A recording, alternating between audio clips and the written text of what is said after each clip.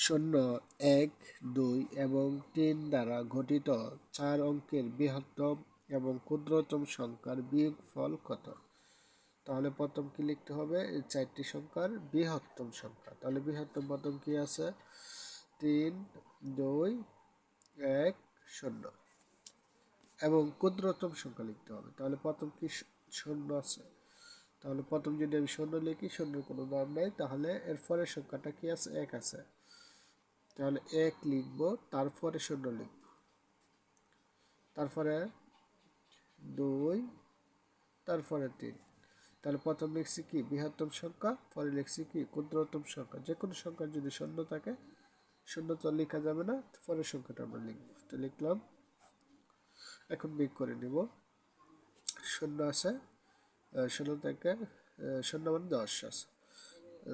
৩ চলে গেলে কত থাকবো? ৭, হাত আছে ১, ৩, ১১, ১১ থেকে ৩ চলে গেলে কত থাকবে?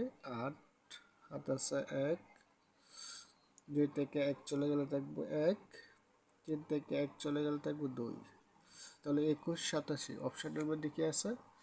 ৩১, ৪৭, ২২, ৮৭, ২৯, ৮৭, ২১, ৮৭। তাহলে অপশন হচ্ছে ২১, ৮৭।